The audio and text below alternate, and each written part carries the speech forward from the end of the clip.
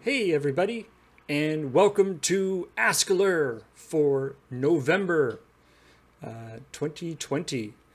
And I'm Paul, and I'm here with Kathleen. Hello. And Cameron. That's me.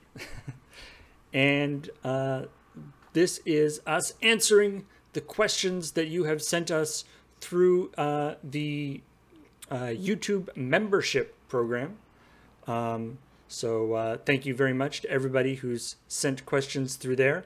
And also, of course, thank you to everybody on our Patreon, patreon.com/LoadingReadyRun. So whatever way you support us, thank you very much. But these questions are particularly from our YouTube members.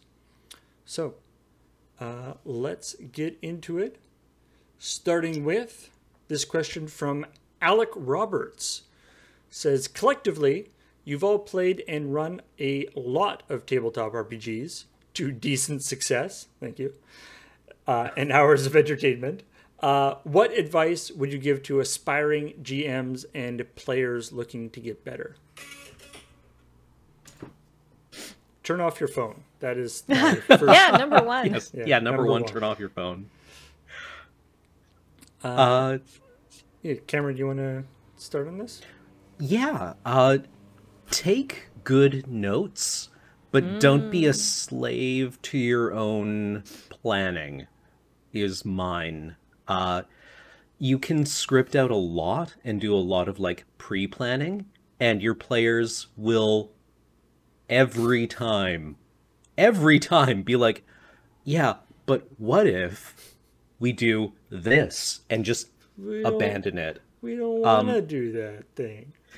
So flexibility is a lot more important than planning, in my experience. One of my favorite stories from one of my friends who ran a game was that he set up this enormous port city to act as kind of like a hub for his players in one of his campaigns.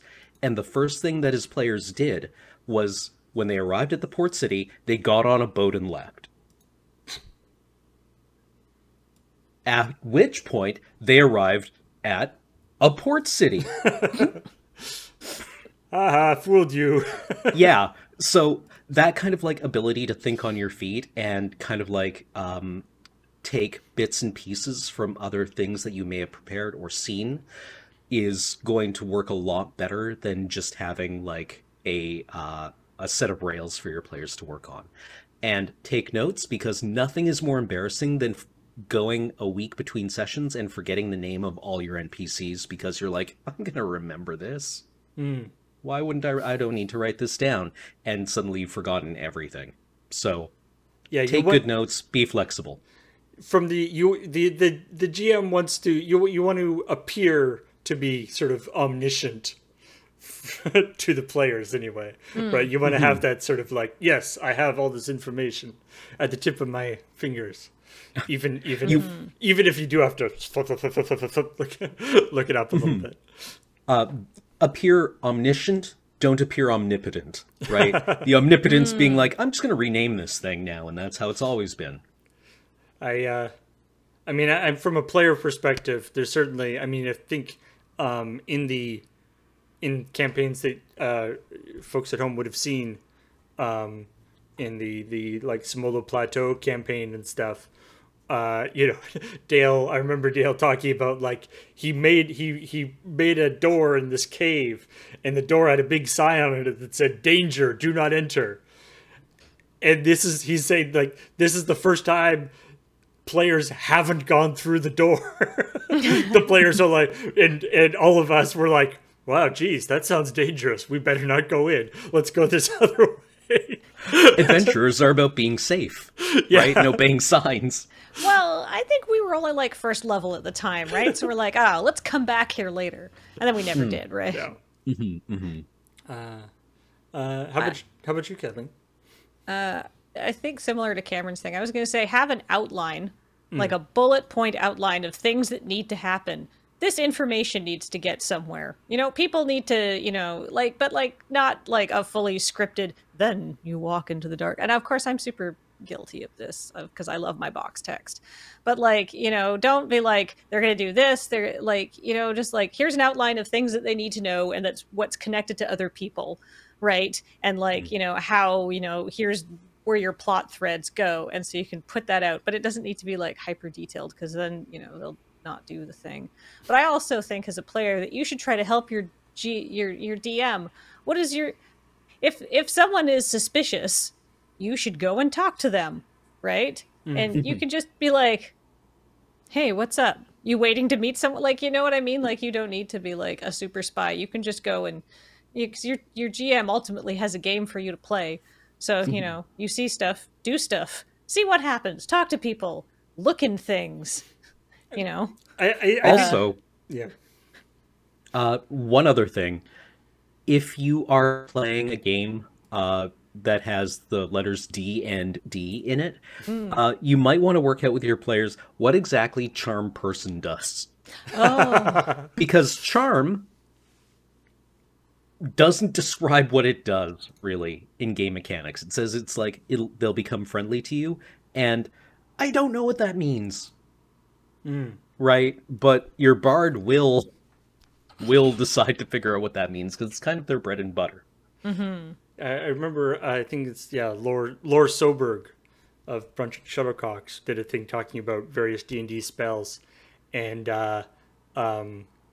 he was saying about the Charm Person. It's like, that opens up a whole... How does an orc treat its friends? Oh, that's a good question. Right? Like, it's probably not the way you're hoping it's going to go. Yeah, like, so, like... Yeah, if you charm somebody that you're normally going to be fighting, are they just going to like steal your lighter? Right? Like, I think there is definitely that sort of collaborative storytelling thing, right? It sort of going into the experience with that, as opposed to, you know, bad experiences with gaming I've had is where you sort of end up with this kind of adversarial position where it's like the players versus the DM, rather than this sort of group storytelling project. Yeah. I don't know. I think that's a very good point, Paul. As a DM, all I want is for everyone to have a good time and for your character to do things that your character will do and do it well and to make you happy, to make your character's dreams come true. I want your character to feel like they've gone on a personal arc at the end of this. And I don't know what your emotional investment is, but you know, how do we make that happen as a team? Yeah. Delivering on your players' kind of internal narrative about their character will create a lot of good stories for your players. It'll make it much more memorable. And you can just ask your players what they want their characters to do. Like, where do you want your character to go? What is motivating your character now? Right? Well, in university, I played with one of my DMs was the king of giving you everything you wanted in the worst possible way. And it was great, right? Like, once I played like this young knight character who kind of had a death wish a little bit. You know, he wanted to go down fighting in some kind of grand battle. And I had that opportunity. And the other players came back for me, and one of them died. Right. And I'm going to remember that. Because I almost got what I wanted. Ooh. But now you just feel guilty. Yeah, exactly. Right? Here's what you want. Here's the consequences. Yeah. You wanted to die, so you were reckless, and your recklessness killed someone else. Yeah. Wow, real lesson. And I mean, helping players come up with those things. Like I find for me anyway, it will often take me a while playing with a character to kind of, who is this person? You know, I don't usually have it kind of fully formed when I start. It usually takes a little bit just to, how the character, sort of the mechanics of this setting and what the character does kind of inform what kind of a person the character is in some ways. I agree. I think it takes 3 sessions to get into a character. Agreed. Right? All right, let's, shall we go on to the next question here? Cam, you want to read this out? All right. This one is from Jeffrey Hayes. They asked, for Cameron, and also maybe Paul, I was impressed with your solution to using a theater stage to film the final 2 episodes of Heat Death. Could you talk some about the history and logistics that led you to that matter? And Kathleen, actually, because this was Graham's idea, and Graham was responsible for all of the planning and setup for it, she got an answer from Graham. Yeah. This is a direct quote. Cam and I had talked about wanting to shoot the last 2 episodes with the players in the same room because there's a very different feeling than doing it all online. And when it was clear that this was going to go on for longer than we had initially planned, I started looking for solutions. Knowing that none of our local theaters are operating right now, I contacted a couple of them and the Belfry got back to us. That's about it. They're a nice local theater. They're an iconic part of the Fernwood neighborhood. They gave us a deal and we gave them some business. I figured it would be a good solution and Cameron loved the idea. Yeah, and it worked brilliantly. I can't comment at all on any of the technical setup, but I was able to basically just sit down at the table that you saw in the video and run my session. It was completely painless. Graham and Paul and the Belfry staff had everything set up, and it just worked for me. It felt very natural. And the acoustics. I don't know if you know this, but theaters have good acoustics. Well, I know people in the viewers commented that, and it wasn't really, we hadn't really thought about it at the time, but the way that you were on stage and the black curtains made it so that you guys were sort of in a black void. Right. Kind yes. of worked quite well with the alien thing. Yeah. The mise en scène was really great. Mm-hmm. I enjoyed it. Thumbs up. If you ever get to run a RPG in a theater, I recommend you take that opportunity. Yeah. I mean, I imagine how good it would be if there was actually, an audience in the theater. Oh, and then you could just get rid of all the tables and, really take advantage of the space, maybe move around a bunch. Maybe have everything you're about to say scripted, so it's, really nice and tight. Well, yeah. Then they could work out lighting cues for it and musical stings to further enhance the experience. But you would need to tell those techs when to play those things ahead of time. Right. And then you win a Pulitzer. Yeah. Perfect. No, wait. Do you? What do you win for the stage? Tony. No, Tony's musical. Tony's are musicals. Pulitzer is for journalism, I think. Yeah. Yeah. Stage, I think I don't think We're going to edit all this out, right? So we look smart? Okay, good. Thank you. Well, hold on. Maybe you can. Maybe you do win a Pulitzer for playwriting? Yeah. Yeah, I guess that's true, yeah. Because the thing is, I think a staging award is a little bit different, right? Literature and musical composition as well for Pulitzers. Ha! I think there does have to be an audience in the theater to be applicable for the prize, though. Unfortunately, you can't just have it happen in a theater. All right.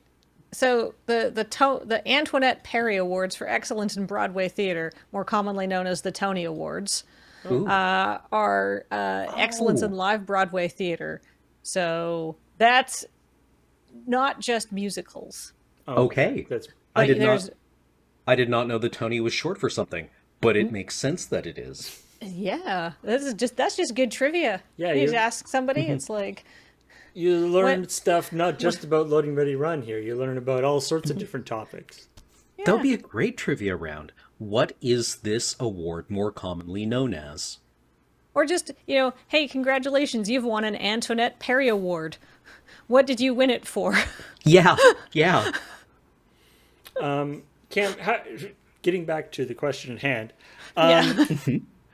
how did you feel about, because of course we shot Heat Death, right after one right after Oh, another. right, yes. As sort of one big piece rather than doing it week to week as we had been doing it. Did that give a different feel, did you find? I was a little more under the gun to come up with things than I normally would have. Usually the box text I read at the top of each session has something to do with, the themes of the episode. I flatter myself by saying. So I didn't know what the last session was going to look like because, I don't know, maybe the players would have rigged the station to explode. Maybe they would have all gone into space together, right? I couldn't anticipate it. And the doors were pretty open for the players at that point. So my final box text was, like, I wrote it in, like, the 5 minutes between the session. Oh, wow. Or the 15 minutes between the session. It felt like 5. Probably longer. Yeah, I mean, I know there was a lot of requests for kind of a like a teardown or post-session yeah. debriefing with you and the players. I don't know, maybe we can do that at some point, but yeah, I mean, they'll all take care of the Roman's baby. yeah, I'm sure everything, and it ended in a very resolved spot. There wasn't really any loose ends or anything. Yeah, I mean, who can forget Schaefer just saying, "Hey, everybody, we're all gonna get paid." Right? The shares going around for everyone. The company's just gonna richly reward that entire crew. I mean, that would be the great send off for that. It's like, what do you do after this? I retire on Earth. Are you kidding? Yeah. Never ever. I never go ever, back into space again. Yeah, no, space sucks. Yeah. Space will kill you. Yeah, and it's gross. Yeah. Speaking of venues. Yeah, Kathleen? Oh, hey, this is a question from Eric Chionair, who says, what were your favorite Desert Bus venues or locations? My answer to this was the venue that we did Desert Bus 10 at. Oh, with the big brick wall. Yeah, I really liked that space, and I realized it wasn't great for like broadcast and engineering solutions. Excuse me. On camera, certainly it looked good. Yeah. Oh, it looked really cool on camera, and it felt like a really cool space to inhabit because, like, you had, the stage, which was the front room, and then you got to go down this flight of stairs into, like, this pit that was, like, a half... It felt like, a Star Destroyer's crew pit. Yeah, and there was, little rooms at the back. Yeah, that you got to walk past while people, like, worked on computers and tried to, like, make things happen. So cool. And I think my favorite memory of that was that because it opened right onto the street, we hit some kind of big milestone that year. And just spontaneously... We hit like 5 million or something? 4 million? That sounds plausible. Or a large number anyway. Yeah, a number that's easier to express with scientific notation. And we wound up just kind of like out in the streets. Yeah, that was neat. I remember that too. And it was just like very spontaneous, and after spending so much time indoors. Yeah, because it was right on the street, so we could actually just like open the doors and we were right there, which was pretty neat. Yeah, Also, it had... Oh, sorry, go ahead. Oh, I was just going to say the back room where, we ate our lunches had this really nice solarium. Even though the solarium was just kind of in this back alley, being looked into by a parking lot. Yeah. I really liked that venue as well, and I liked how it was like spread, like it was not ideal from a getting work done and sound isolation point of view, but from a looking nice and feeling open and bright and having a lot of natural light point of view, which is like sort of the enemies of all of the other broadcast considerations. It was great. Like it natural had lots light of big is windows exactly what we don't want. and tall ceilings. The ceiling in the stage area was super high, which actually also had was that. not good, but yeah. Yeah, it had that beautiful brick wall which bounced sound around, which was also not good. Like, Yeah, it had a lot of things that made it look good, but not actually operate well. yeah, exactly. Yeah, it would be like if you had that space as an apartment, it would also be terrible, but it would look cool, right? Yes. For all the same reasons, like the high ceilings would always be cold, and then the brick wall would be noisy, and then you would have people watching you sleep. But I think it's I went to a massage therapist in there, I think. yeah, because it's now a doctor's office of some. Is it a massage therapist? I thought it was I like think it's either that or like some kind of maybe oral it's right surgeon. maybe it's right next door. I don't know, but a very similar place anyway. Yeah, I walked past it a couple of weeks ago, and I for some reason took away the impression that they do teeth things, but I don't know. Yeah, That might just be me. we had a really extensive conversation about this on the last day of Desert Bus this year, going through all of the venues, pros and cons. So there's probably a YouTube video of that up somewhere.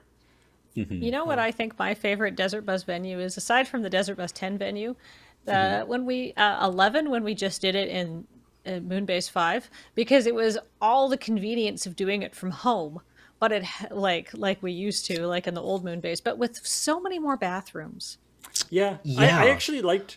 I liked that too, and we had like the room place next door, and which I think had also weirdly had been a massage parlor, or like Some sort of health business. massage therapist. Yeah. So it had all these like little teeny weeny rooms that were like little rooms for seeing clients and stuff. So which actually worked out nicely. You could kind of go into go into an empty room and kind of hang out or whatever.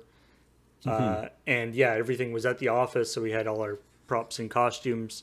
Stuff didn't go missing. Yeah, It was we didn't good. have to I move a liked that. fridge. Yeah, I like that. Oh God, yeah, you have to move a fridge every year for Desert Bus. I forgot. Oh, We stopped doing that. The last couple of years we just bought a fridge. I mean, Like we just the got thing like a is- secondhand fridge at like the restore or whatever, because it worked out Right. It worked out to be like not that much money, and nobody wanted to bother moving our fridge from the office because Yeah. downstairs and stuff. Oh yeah. Oh, what a nightmare.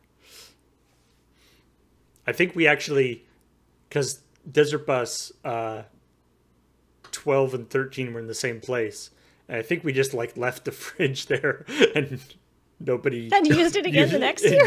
Yeah. because nobody used the space. So Yeah, it was still vacant. I was just like, we're just donating fridges to all of these empty office spaces. It's like the future of Desert Bus. These people come in and they scream for a week straight, and then they leave, and it's clean, and there's a fridge. could be worse, I guess. Yeah. I mean, All right. Zen Zephyr asks, what's your preferred comfort food these days? We all need a little comfort. I've really enjoyed making Cacio E Pepe, which is mainly fun to say, but is also fun to eat. So, what is that? Cacio e Pepe, it's just Italian. It means cheese and pepper. And everyone is already on board with this idea, I'm going to guess. And what it is kind of like minimalist, grown-up macaroni and cheese. It's pretty straightforward to make, isn't it? Right? Yeah, you basically, like, you boil your pasta. Otherwise Lily will find me. Pasta. And you, God, what do you even do? You bloom an ungodly amount of pepper in olive oil. And then you put the pepper on the pasta with some pasta water, and then you add in also an ungodly amount of Parmesan cheese. And then you eat it, and it has no nutritional value whatsoever. But it's very comforting, right? Yeah, it's very good. Yeah, it's basically buttered noodles. Let's not lie to ourselves here. This is passable sketty. But it's very nice. It's very nice. It is good. Go ahead, Kathleen. I'm sorry. Oh, I was going to say, for those of you wondering, the pasta water is just like a ladle full, not very much. What you actually want is the starch in the water, because that helps make the olive oil like silky and smooth and helps things stick to the noodles. Yeah, and it also provides a substrate for like the cheese to melt into, instead of just being like this clump. Yeah. It kind of forms I don't know. I guess it's almost like a roux, right? With the olive oil and then the starch in the pasta water. Yeah, the thinnest roux. Mm-hmm. Nice. I mean, yeah, macaroni and cheese is pretty high up on my list of comfort foods, definitely. Yeah, and this barely takes any more time than like throwing together a blue box. Right? Yeah. Like you're basically doing almost the exact same thing, right? You're boiling pasta and then you're adding some stuff together in another pan. Right? And whether that's a lot of pepper or a packet of stuff, it's not actually much more work. No, that's very true. Very true. Paul, what about you? What's your preferred comfort food? Yeah, I mean, like I mean, macaroni and cheese is definitely pretty high up there, or other noodle. Just the like Thai spicy peanut noodles from Noodle Box. Oh, right. Is like, that's like one of my favorite things to get if I'm getting just like getting something for dinner or whatever. I'm too. What spice level do you get from Noodle Box? I get like medium mild or something. Like I get right. Spicy peanut is not that spicy. You know, yeah. Because you get the thing I find with I don't know if it's a special particular Noodle Box, but you get, if you mild is good for like 2 or 3 bites, but then once you start getting into it, you're like, oh boy, yeah, I did not think this through. Yeah, like Noodle Box is an anomaly because like they're not kidding. I usually order a burrito hot enough that I encounter a fight or flight reflex, and Noodle Box will go above and beyond that for me. Yeah, they're not afraid to make you regret your order, I guess. Yeah, they'll call you on it. Yeah. Yeah, I don't have any great need to show off my spice with capabilities, so I'm okay with just keeping it nice and on the medium mild area. Right. How about you, Kathleen? Well, I'm just going to give a big blanket shout out to bread, my favorite starch. Been eating a lot of that this year. Let's hear it for bread, everyone. What a great idea. Bread in all its many forms. Whoever came up with bread. I guess probably somebody named Bread. Sir John Bread, the inventor of bread. The actually on the subject, in terms of actually comfort stuff, I do actually, my dad bakes bread, and I really enjoy it's, and you can't get bread in that same way, because he makes very quite dense bread. And to the extent that like you put it in the toaster oven, or in the toaster, and then you have to push it down, like to put it down again because it has so much thermal mass. It's a good meat, and I really enjoy that. And you basically like, not only can you not get that a bread like that at like a supermarket, but even like a bakery doesn't. Everyone the like sort of fluffy French bread is sort of what everyone wants, or even just even like sort of nutty, more sort of whole grain bread is still pretty fluffy and stuff. And I don't know I don't know what the recipe my dad uses, but he's the only one who's been able to make this particular sort of dense, but not like not like a big rye bread or something. But it's just, but that in terms of comfort, that's definitely high up on my have some toast and it's like a meal right there. Bread the old way. Yeah. All right. Let's see. Paige Duchesne asked, y'all joke occasionally about ASMR, but do any of you or anyone you know experience it or watch the videos for relaxation? I started this question because I actually, so ASMR is like this, like kind of like chills down your spine, like your hairs will stand up on your arm response for a lot of people, which I absolutely do, but I only get it for music. And I honestly find the sounds of people like talking into a microphone, it's like nails on a chalkboard to me. I hate it. I don't like ASMR videos. I don't find it soothing. It just sounds so close and intimate. I think the chills you get from music, that might be a different thing. I think that's more like an emotional thing. No, it's a response to the sound. As like a particularly good note will just like, I can just feel it, and just like I feel like a shiver run through, and like the hairs on my arm will stand up. Like it's a very physical response. It's how other people describe ASMR. Okay. But not for actual ASMR. Gross. I mean, there's different, like Bob Ross is often put forward as like an ASMR sort of before it was a thing that people were doing deliberately. But was sort of a formative ASMR experience for a lot of people, I think. Like it's not necessarily the like, whatever crinkling stuff right by the microphone stuff.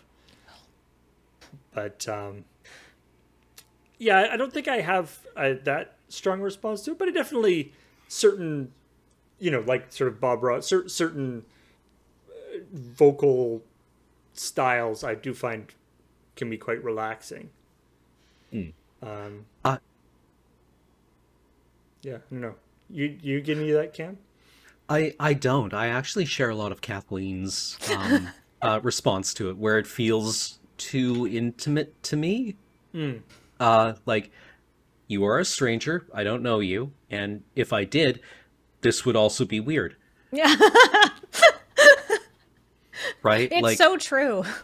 It's no value judgment on it at all. I totally get the similar thing. But for me, it's far too personal. It feels I don't want to say like it trespasses on personal space, but it's almost that same feeling for me. Yeah, like it's not the kind of, like, for me, I don't want basically, and I would say that there's like 2 or 3 people in the entire world that I want to be as close enough to that I could hear a soft whisper from or something like that. And just that category does not extend to other people. Like I am not comfortable doing that with outside of that group, essentially. And it's just, it's too much. I don't know what about it, but like it makes me uncomfortable thinking about it. I mean, I think in this, especially in this time of quarantine and stuff, there is the aspect of, that people, sort of that kind of being able to have a kind of facsimile of that, a certain amount of sort of closeness with somebody, anybody can, I think, could be attractive in some ways. Yeah. But yeah, it's a fascinating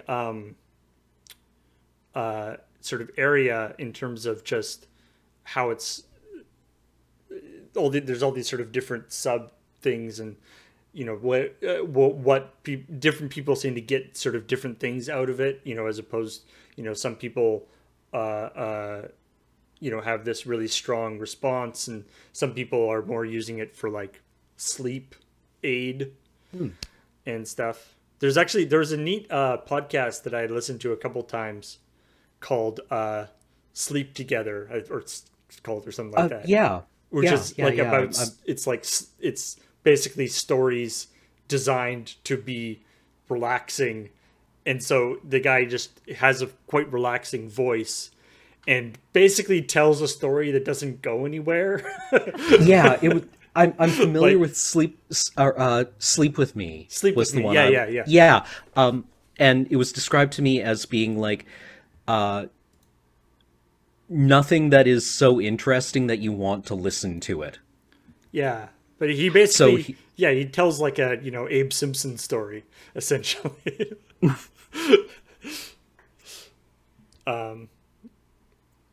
Which is the problem I found, actually. I got so fascinated by the actual mechanics of him telling the story that it didn't work. Like, I was just like, this is kind of a neat thing that he's doing, and like how the story was sort of progressing in this kind of meandering way. I got kind of interested in it, which defeated the purpose of the. But there it is. Next question.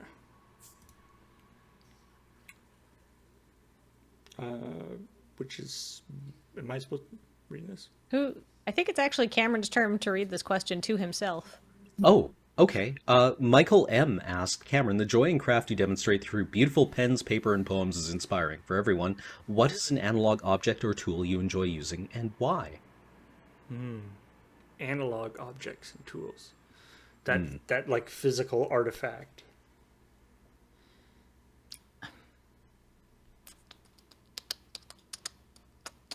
I enjoy a lot of physical tools. I enjoy using a toothbrush to clean the grout on my bathtub because it's very satisfying. That's it.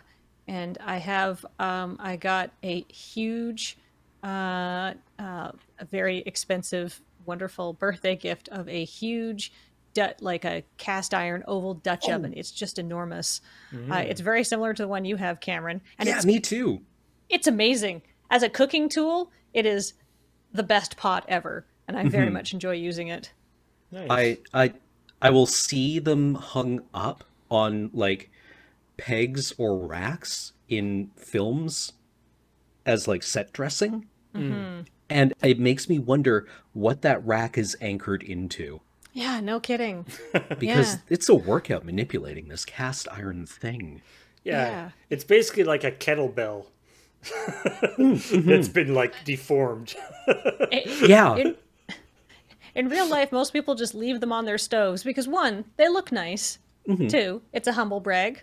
I have this. And three, they're huge and they're heavy. So you don't want to be hauling it up and down from a cupboard all the time, right? Yeah. Like, they're basically were originally for like hanging over a fire pit, right? Yeah. So it had to be like real solid. Yeah. And also, I guess it's like, speaking of the thermal mass of bread, right? Like a Dutch oven's, one of its selling features is that it's enormous and retains an enormous amount of like heat and energy.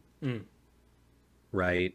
Like you can kind of like heat it up in the oven a lot, take it out, dump your food into it, and it won't lose a lot of temperature from doing that. Yeah, I mean, it's funny the way that's the thing where it's like the weight of it is the feature. Yeah, it's like having a food reactor. Yeah, and because the bottom is so thick and heavy, things cook really well in it. And there's a lot of surface area, so things cook quickly because water will evaporate more quickly because there's more space to spread it around.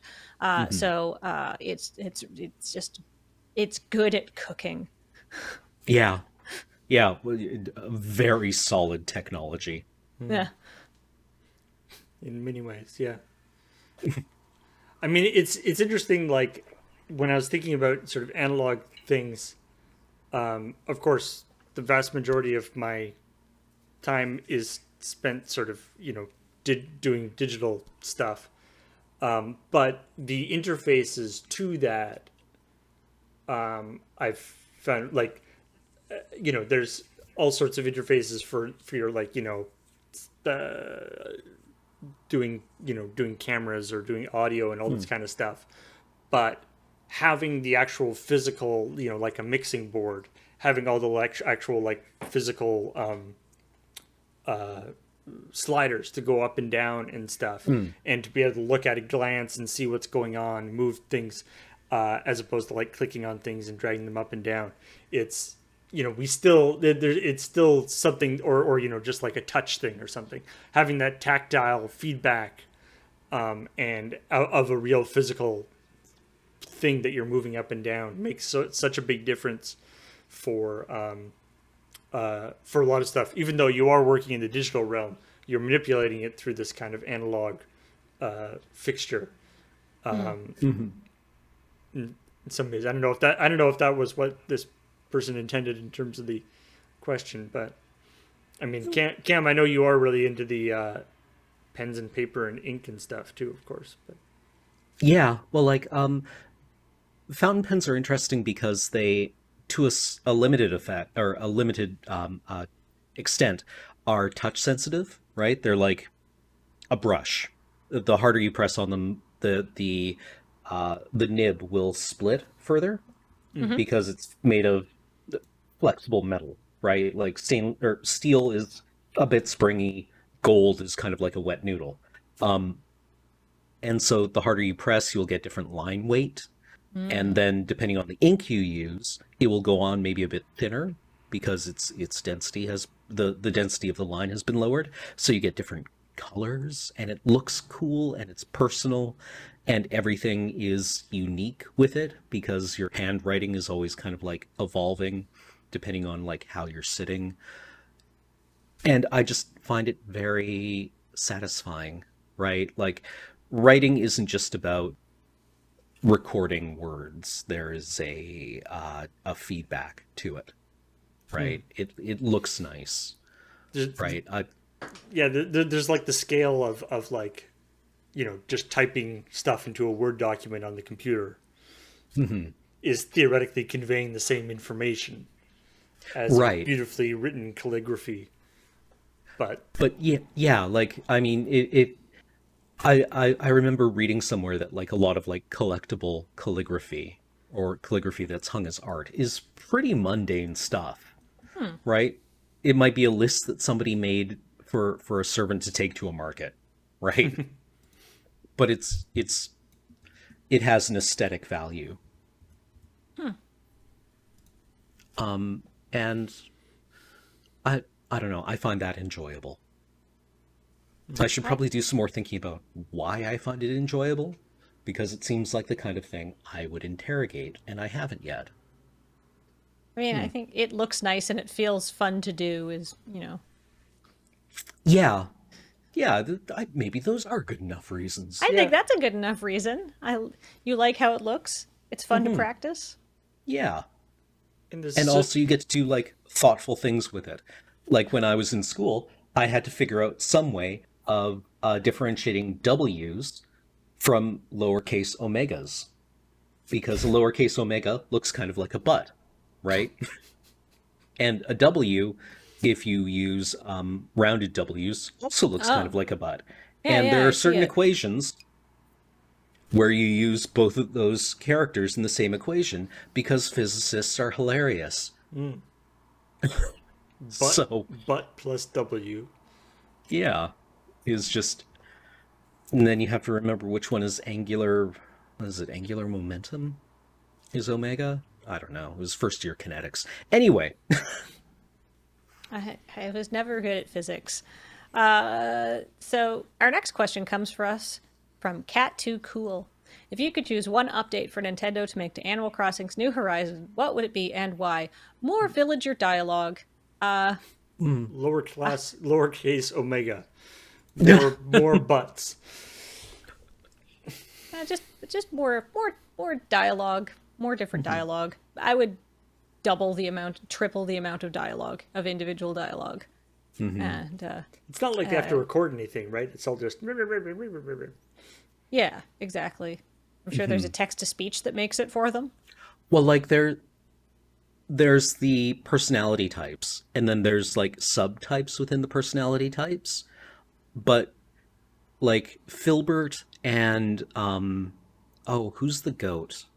The lazy goat villager. Sherb. Sure. I think they have the same dialogue. Yes. Right?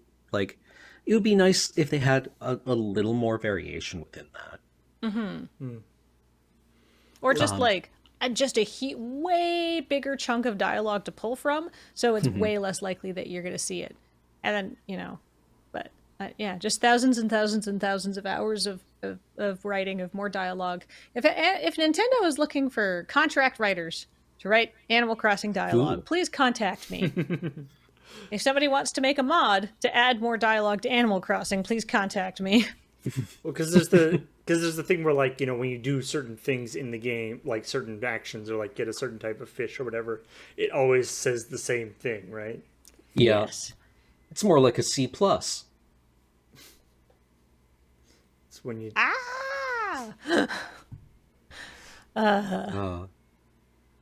my notes for Animal Crossing would be make online play less arduous.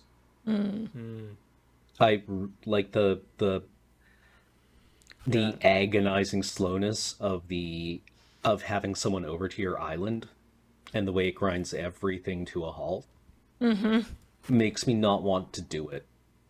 Right, like it feels like an actual imposition to drop in on your friends, even when they're like, just come over, we'll hang out. And you're like, oh, I don't know, this feels like it would like really harsh your groove to watch this like minute-long cutscene. And I would argue that when your friends are over, your island gets totally locked down. So, which is, to support people grieving your island, but it means you can't move furniture around. You can't terraform when they're over. So if you're having people over, you can't do anything. You can't decorate. You're basically just running around, catching fish, seeing the same dialogue again. So it's also annoying. I guess Balloons don't spawn. I guess because it's copying your island to their system, so you can't. You have to keep that sync. I mean, of course, Nintendo has always had a somewhat dubious relationship with the online world.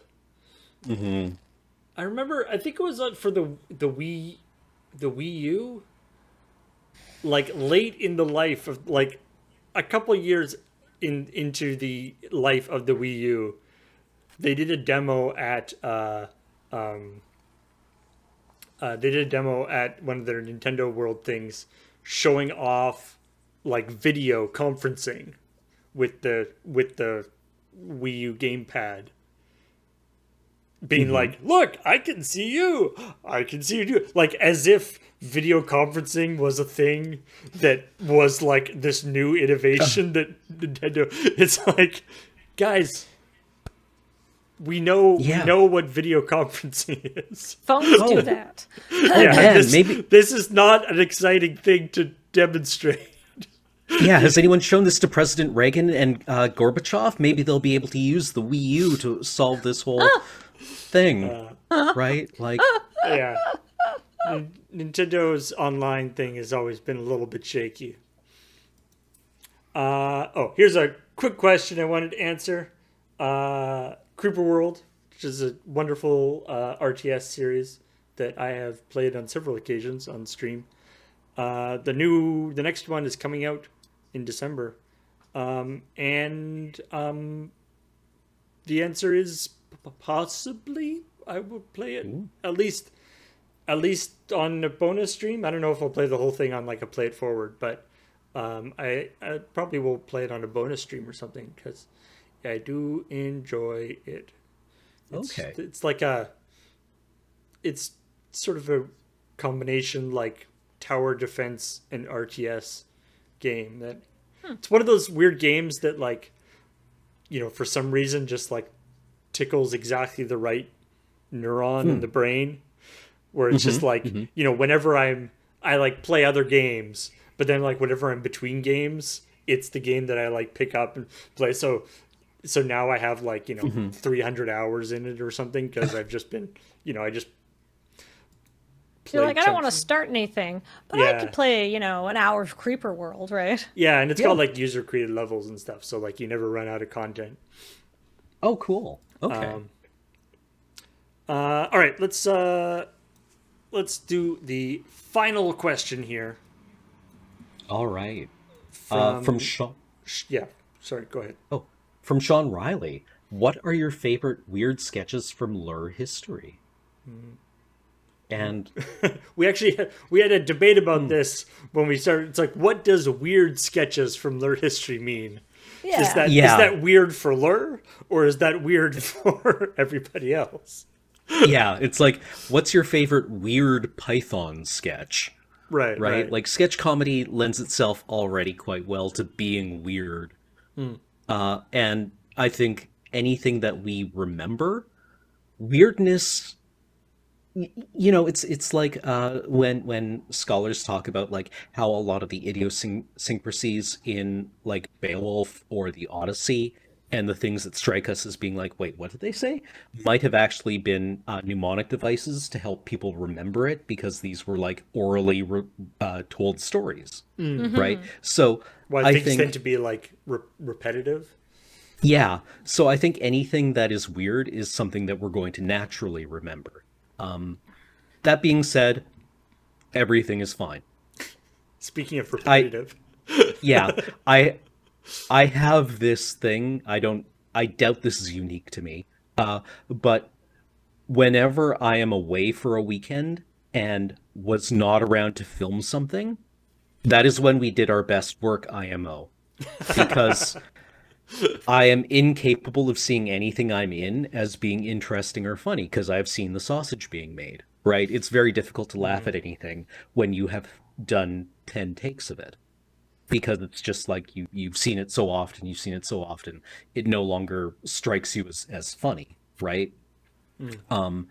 So whenever I would go away to a con, that was when we would do our best work, because I'd watch it and be like, wow, we're actually really funny. In the same way that whenever we do kind of a retrospective show and show some of our favorite sketches, you go back and watch them and you're like, have we always been this good? Yeah.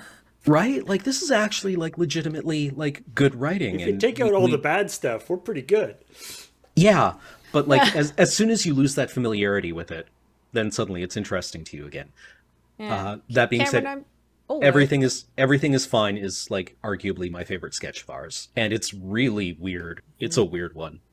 It's also Serge's first crew job. He was holding boom on that. That was the first time he'd ever held boom, and first time he'd ever like come out shooting with us, I think. Oh. But yeah, I'm sorry, Kathleen. I think we stepped on you there. Oh, that's okay. I was just gonna say, I think I have you ever been watching a sketch and be like, God, this is great. Who wrote this? And then you see your name as one of the names that come up, and you're like, I could never do anything this good. And then it's right there, and it's like, I did. Yeah. Whoops. Objectively, I did. At one time, I was funny. Yeah. What happened to that version of me? I looked through our YouTube and found some stuff that's okay. This is in no particular order. Hagiography today is pretty funny. Ooh, that's an old one. This is from 2014. Math of the Montage, which had some amazing music that we commissioned. And is just really nicely shot. So that was also good. I had this vision for how Math of the Montage would go. And in terms of like, because there's the thing with, it was like two different montages that were going on simultaneously, and their music started like overlapping with each other. And I was like, the video at the end, I think, was very funny. I felt like the like overlapping of the two montages part didn't quite work out the way I was hoping, but that's probably because I didn't actually know what I was, it was one of those things where you just have like a vague idea. It's like, this could work, right? And then when you're actually like, how would this actually work? Oh, okay, cool. I going back to the start, that's how DMing, right? You're like, I have this really cool scene in mind. I should make my players do that. But Don't do that. Some excellent Bradley Rains music on that one too. Other shortlisted favorites of mine, Drugs, which is Graham as like a dare guy, essentially, just telling a bunch of people who, even in 2014 when this was filmed, look too old to be hearing from someone. We weren't quite as Beardsley at that point, but still pretty old. Yeah. Yeah. Of course, Krog's List. A lot of these are 2014 sketches because I think those were some of the best sketches we did just from like production and writing. Krog's List is really good. The video that spawned 1,000 crap shots. Older videos though. Do you remember Spring? Oh yeah. Yeah. Wow. Yeah. God, I will remember filming the tandem bike shot on that for the rest of my life, because how we did it was we rented a tandem bike, we put Graham and Paul on it, and we drove up this hill in Beacon Hill Park in James's minivan at the time with the doors open and just, drove alongside and filmed. It was the most guerrilla thing. Tandem bikes are actually kind of hard to ride. Yeah. Well, especially when you had to do the same take up a hill over and over again. Yeah, we probably shouldn't have ridden it up a hill for the take. That's probably wasn't the easiest thing to have done. But it was so much effort to put in for just that one little shot. But it's one of those things that really makes it silly. And the last one I'm going to mention is a long time ago in 2011. We did a sketch called Job Security about video game ninjas who got to jump out and beat up a guy or try to beat up a guy and get blasted. It's kind of funny. That's where the world's most evil boss mug comes from. Yeah, which is still in use at our office today. I didn't know that was ours. Yeah, no, that was a prop. I believe I somewhat strongly insisted that we make a mug that said "World's Most Evil Boss" because we really needed it for the video. It was going to sell that joke. Right. They're not even that expensive at London Drugs. I think I remember sort of petulantly complaining that it was a must-have prop. Yeah, that was sort of me as the evil corp guy, but not quite. It was just sort of like a generic evil boss guy. But yeah, that was good. The one I would put down for this is one of my favorite sketches that I've talked about before, but Dinosaur, which is an old one too.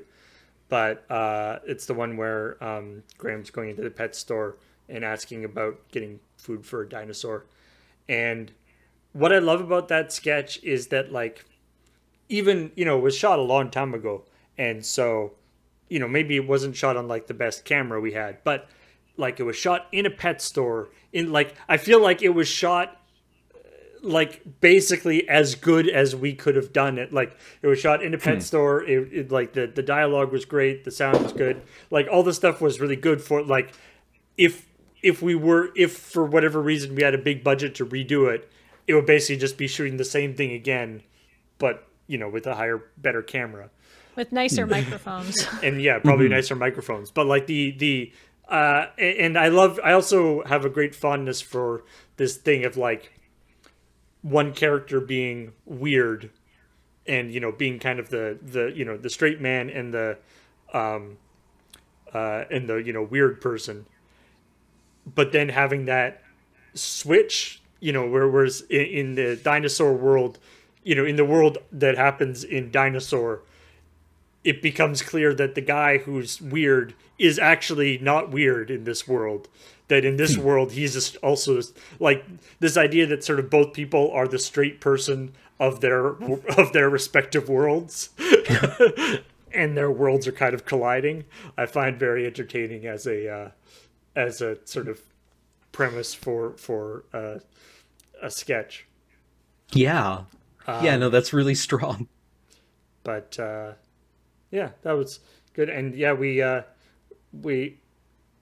shot it in the in an actual pet place just downtown, which Pet place is not there anymore, though. no, I think no, it it's hasn't like been has been there for a long time. it was like Neil's Pets or something. Yeah, yeah. Huh. No, it was called Critters and Fins. Oh, Critters and Fins, and I don't. Neil's I think it Pet went out of Emporium, business. I think, is what we called it. Oh, right, yeah. I think Critters and Fins went out of business like shortly after we shot the video, actually, and I think it's like a day spa now or something. Yeah, No. yeah.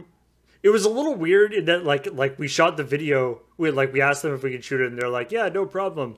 And then they were like trying to get in with like or being like, "So what kind of like cross promotional stuff can we do with this video and things like all this stuff?" And we're like, I mean, we can tell people like, thanks for doing it. I don't know what else you want us like. We could thank you Yeah. for doing it in the credits and everything. I don't know what else you want to do on this, but anyway. Critters and Fins may have been a troubled business when we went in there. Also, It's hard to run an independent pet store. the like parrots and things were loud in the background, but it was still good. Yes, they were. Yeah. So I think that is the last question. So thank you, all you wonderful people, for sending in all these questions. All our YouTube members who send in the questions. You can subscribe to our YouTube channel, of course, and follow it. But the membership gives you the little premiumness of being able to send us questions, and I think you get some fancy emotes to use in the comments, possibly. Ooh. Or if you want to support us in other ways, you can also do it on Patreon, patreon.com/LoadingReadyRun, or of course on Twitch, where we do streaming all the time. And there we have this channel, of course, of Loading Ready Run. There's also Loading Ready Live, where we have all the replays of our Twitch streams, and we have the LRR MTG channel, where we talk about where all our Magic content goes. So lots of awesome content for you to check out. And we will be doing another askLRR next month with 3 different people. So if you have any questions for those people, who I don't know who they are yet, you will be able to ask them. Keep an eye on the members note message page for that.